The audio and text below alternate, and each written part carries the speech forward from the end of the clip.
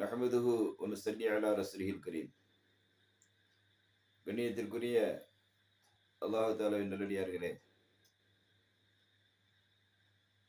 தினம் ஒரு தகவல் என்ற அடிப்படையிலே சில தகவல்களை நாம் பார்த்து வருகின்றோம். அந்த அடிப்படையிலே மனிதர்கள் அனைவரும் தவிர்ந்து கொள்ள வேண்டிய விஷயங்கள், அவைகளை தூண்டக்கூடிய சக்திக்குத்தான், மனிதனுடைய நல்வாழ்விற்கு எதிரான சக்திக்குத்தான் ஷைத்தான் என்று இஸ்லாம் மார்க்கம் பேர் வைத்திருக்கின்றது. அந்த ஷைத்தானை பற்றிய சில தகவல்களை நாம் தெரிந்து கொள்ளும் பொழுது, அவனுக்கு இன்பமானதிலிருந்து நாம் ஒதுங்கிவிடும் பொழுது, அல்லாஹ் தஆலாவிற்கு இன்பமான காரியங்களை செய்யக்கூடியவர்களாக மாறிவிடுகின்றோம். அல்லாஹ்விற்கு பிரியமானதை ஒரு மனிதன் மேற்கொள்ள வேண்டுமா, அல்லது அல்லாஹ்வுடைய எதிரிக்கு மனிதனுடைய தீய வாழ்விற்கு உரிய வழிவகைகளை பின்பற்ற வேண்டுமா என்ற ஒரு கேள்விக்கு நாம் இப்பொழுது பார்க்க போகின்ற விஷயங்கள் ஒரு முன்னுதாரணமாக திகழும் என்பதிலே சந்தேகமில்லை. எது அல்லாஹ்விற்கு பிடித்தமானதோ அது ஷைத்தானிற்கு எதிரானது, எது ஷைத்தானுக்கு எதிரானதோ அது அல்லாஹ்விற்கு பிடித்தமானது. அந்த அடிப்படையிலே ஷைத்தான் என்பவன் யார் என்று அறிமுகப்படுத்தும் பொழுது, சுவர்க்கத்திலிருந்து அவன் வெளியேற்றப்படுவதற்கு முன்பு அவனுடைய பெயர் ஹாரிஸ் என்பதாகவும், அவனுடைய பட்டப்பெயர் அபு முர்ரா என்பதாகவும் சொல்லப்படுகின்றது. இன்றைக்கு நபி ஆதம் அலைஹிஸ்ஸலாம் அவர்களுக்கு அவன் சஜதா செய்வதற்கு, பணிவை தெரிவிப்பதற்கு மறுத்தானோ, அப்பொழுது அவனுக்கு இப்லீஸ் என்ற பெயர் வந்து விடுகின்றது.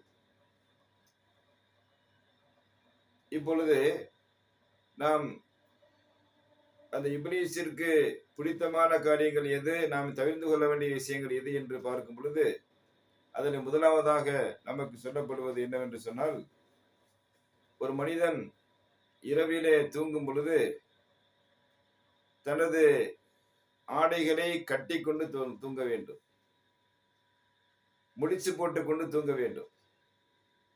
முடிச்சு போடப்படாத ஆடைகளாக இருந்தால் முடிச்சு போட்டு தூங்க வேண்டும். ஏற்கனவே தையல் செய்யப்பட்ட ஆடையாக இருந்தால் அதை முடிச்சு போட வேண்டிய அவசியம் இல்லை.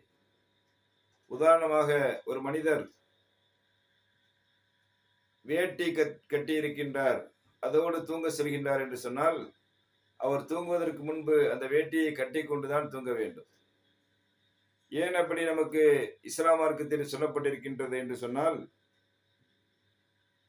ஷைத்தானிற்கு எந்த ஆடை அவிழ்த்திவிடப்பட்ட நிலைமையிலே இருக்கின்றதோ அந்த ஆடை ஷைத்தானிற்கு பிரியமான ஆடை. ஆகவே நீங்கள் தூங்க செல்லும் பொழுது உங்களுடைய ஆடைகளை கட்டிக்கொண்டு தூங்குங்கள் என்பதாக மார்க்கம் நமக்கு சொல்லி காண்பிக்கின்றது. அதே போல இரண்டாவது விஷயமாக நமக்கு சொல்லப்படுவது என்னவென்று சொன்னால், நாம் தூங்க செல்வதற்கு முன்பு எந்த இடத்திலே நாம் தூங்க செல்கின்றோமோ, நாம் படுக்க போகின்ற அந்த இடம் இருக்கின்றது அல்லவா, அந்த இடத்தை சுத்தம் செய்ய வேண்டும். ஒரு கட்டிலே படுக்க செல்கின்றோம் என்று சொன்னால் அந்த கட்டிலை சுத்தம் செய்து விட்டு படுக்க வேண்டும்.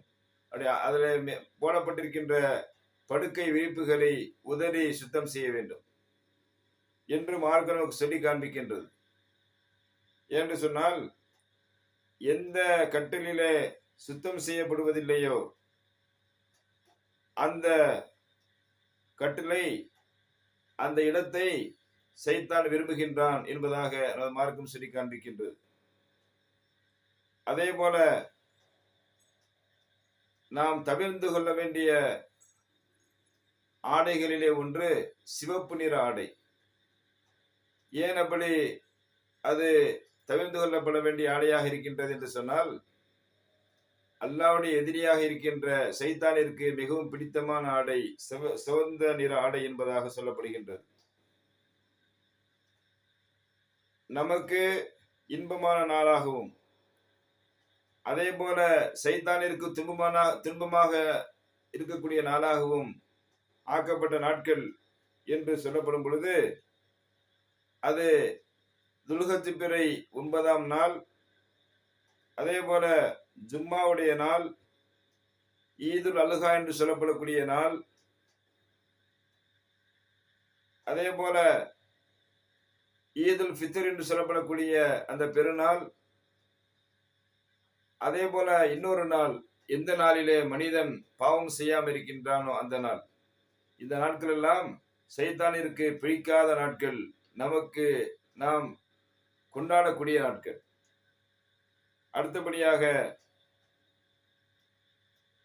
உள்ள செய்திகளை நாம் தொடர்ந்து பார்ப்போம். ஆகிரு தாவானா அல்ஹம்துலில்லாஹி ரப்பில் ஆலமீன். அஸ்ஸலாமு அலைக்கும் வரஹ்மத்துல்லாஹி தஆலா வபரகாத்துஹு.